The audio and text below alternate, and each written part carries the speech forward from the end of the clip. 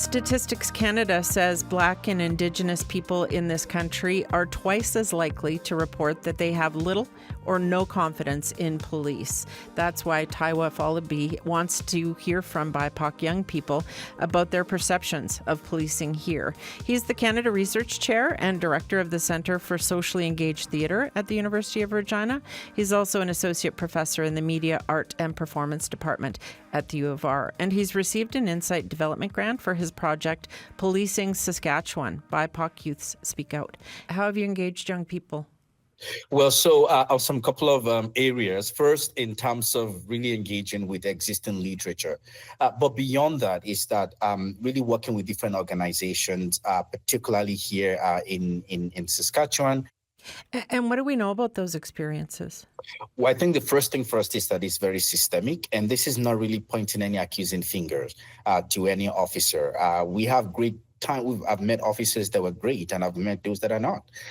The reality is that there is racism within a system. There is discrimination, and we also realize that many of the perception of our youth are also based on what the media has fed them over the years. So many times, a BIPOC youth is going out there having this idea already that there is a system that is rigged against me. There's nothing I can do about it. And it's so there are different levels, of connection and interaction that really create this kind of perception over the years.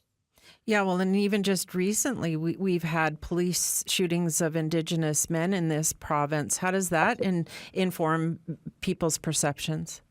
Absolutely. And I think that this is not accusing any particular officer. No. Yeah, it speaks to all that. And this is one of the reasons why we're doing this research is that as much as we have the data set, the experiences every day still speak to the fact that they've not really changed, right? We also had recent experience in Manitoba where there was a distress call, and the next thing that we saw was an open fire on this particular really Black student. So I think that all of that means that it affects the perception. There's nothing we can do about it. If the data set shows that and people's daily realities show that, then really there's nothing that we can do. It's true. History also shows us that it is true, and we need to think and work about it together. What needs to change based on your experience and your research?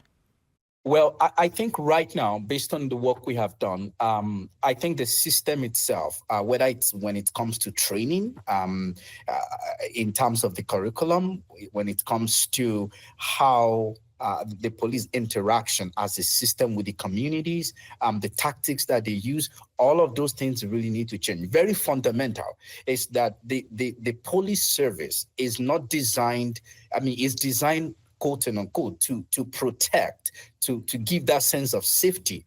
And as long as that is not part of what is happening, then we're going to have a lot of issues.